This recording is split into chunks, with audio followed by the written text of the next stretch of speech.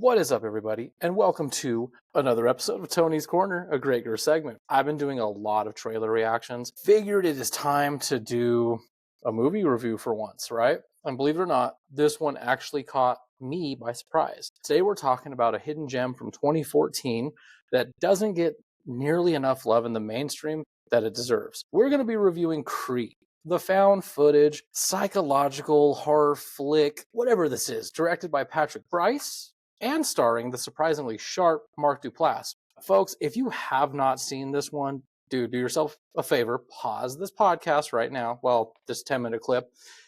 After you hit subscribe and hit that like button, go watch it on Netflix or wherever you stream. It's literally 77 minutes, but feels like a thrill ride, dude. But anyway, definitely watch this film before you let me spoil it for you. All right, ad break, just kidding. Now let's set the stage with some background on Creed.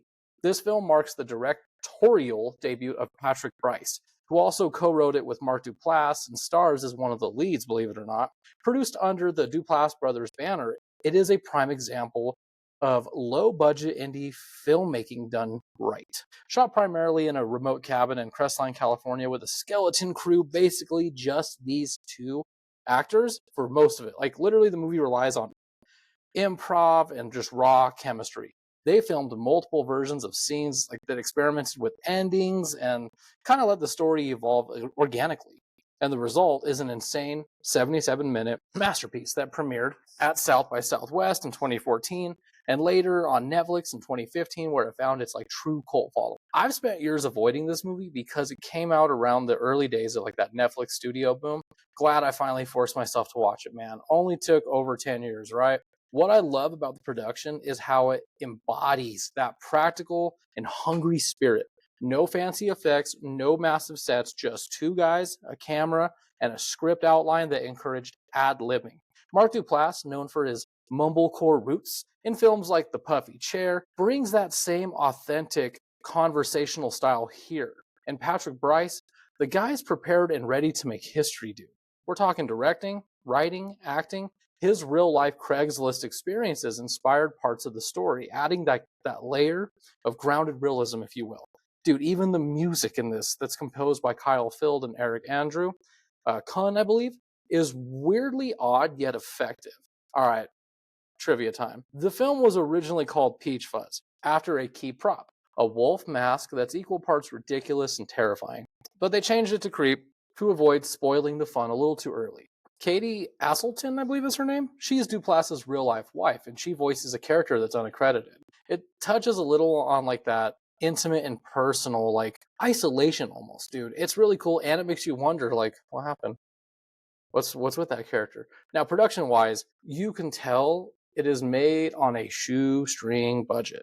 Talk about literally two dudes who took what they had and literally made it work. All right, moving into the spoiler-free zone. The plot follows Aaron. Aaron is played by Mr. Bryce, a videographer who is broke and in desperate need of cash. I mean, aren't we all?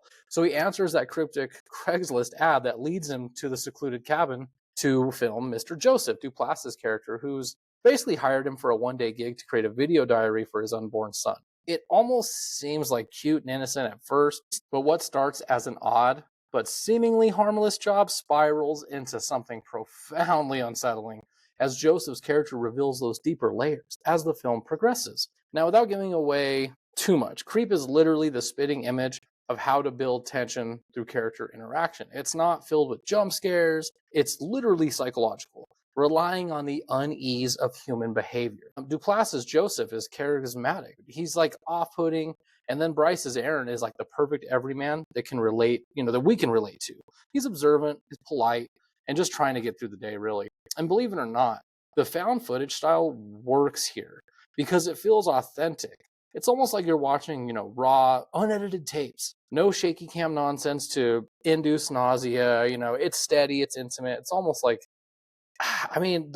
perfect word for it, honest to God truth, really is that this is a journey, if you will. It really is visionary. That's how it feels when you're watching it, just from that found footage aspect. It's not shaky at all. It really just feels like you stumbled upon an actual found footage. This film does what a lot of found footage films fail to do, which is make you believe it's a found footage. There you go. But upon second review, this film really is a chapter book on how you and your homie can make the best indie found footage film. Why is this positive? Well, because in a genre flooded with like that overdone crap, Creep stands out as the head of the table, if you will. It's smart, it's oddball horror that is clever and well acted. It keeps you on the edge of your seat. I mean, critics agree, dude, 91% on Rotten Tomatoes. And you know me, I do not care for Rotten Tomatoes. I don't care for a lot of that stuff. But dude, even Rotten Tomatoes that only ever praises Disney movies and big budget movies, even they're like, you got to see this shit. And it's weird to say that's a victory, but in a way it is, dude. It tells you everything you need to know. Because if you're not a Rotten Tomato person, you're probably an IMDb person, a Metascore person, and in a way, one of those counts to you in some way. I could care less for Rotten Tomatoes, but it is cool to see that they gave it that praise, especially for the slow burning tension and like specifically the strong payoff. Even Variety loved the clever twist, dude. But look at it like years later. It's literally listed as one of the scariest on Netflix. And if you're into films like Blair Witch Project but want something that's more character driven, this is it. Even if you're not, dude, it's uncomfortable in the best way, making you question everyday encounters. It's pure psychological, very tame on the blood. I like that part. Not a lot of gore. There's really, really not a lot of that at all. They genuinely rely on human interaction and being completely uncomfortable. That is what sets the stage and moves you forward. But let's dive deep into the characters. So you got Mark Duplass as Joseph. Dude, phenomenal. He is not your typical slasher villain. He's a bundle of fucking quirks. He's different people, dude. Intense eye contact, oversharing, boundary pushing that builds this like portrait of a deeply disturbed individual. But here's the genius. Duplass makes him likable at first. You chuckle at his tubby time story, even though it's crazy and uncomfortable and weird, or like the wolf antics. It makes you really think, this guy's weird but harmless. And then it flips and you're hooked on it, dude. It's inspired by real life creeps. And Duplass, like, he nails that manipulation, drawing from films like Misery and Fatal Attraction. Now, Patrick Bryce as Aaron is equally brilliant.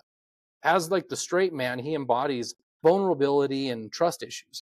Aaron's politeness keeps him in this situation longer than he should be there, mirroring how we all ignore red flags, right? Their chemistry, though, electric. I'm talking, since much of it was improvised, it feels real, dude. Like two strangers navigating awkwardness that turns deadly. Katie's voice role as Angela adds that haunting layer. Like her phone call just heightens, like I said earlier, that isolation. And it really does make you wonder, is there more to that character? What is she really? What elevates this is how the characters blur the lines. Who's the real creep? Aaron being naive has its own flaws, making the dynamic layered to the max. Positive vibes all around, though, dude. The acting carries the film, dude. I'm talking grade A performances. And given that this is really all they had, man, it shows. All right, so now my least favorite part. Let's talk themes, because Creep is packed with them. And at its core, it's about trust and vulnerability in the digital age. Craigslist as the inciting incident. Brilliant commentary on how we connect with strangers online. And, blind to dangers. Joseph manipulates empathy. Aaron stays because he feels sorry for this dying man with an unborn son. It's a cautionary tale on oversharing and boundaries. But positively, it explores human connections, fragility without being, preachy, overly preachy. Duality of persona is big in this too. Joseph's masks, literal and figurative, highlight how people hide true selves. The peach fuzz wolf mask, it's iconic, dude. It symbolizes like that primal instinct beneath who we really are as people. And, it shines through the found footage lens, really. It gets silly in a sense. We're basically piecing together truth from a biased footage. And that's really what that mask embalms in a sense. Dude, it can be silly, but it can be scary at the same time. I would honestly say, though, that the real life fear is key. No supernatural elements. Just this dude is fucking masked. No, I'm just kidding. It is interpersonal horror, though. That's scary. As one review put it, it's movie fear. That's real. Positively, these things make Creep rewatchable. You spot foreshadowing like Joseph stares or lies and appreciate the psychological depth. It's inspired by My Dinner with Andre, turning a two-handler dialogue into horror. Manipulation of empathy, Joseph weaponizes it to a T, but the film celebrates our capacity for compassion while warning against it. In-depth girth here, dude. It's not just scary, it's thought-provoking. On to technical aspects, though. All right, on to technical aspects. Patrick Bryce's direction is a revelation.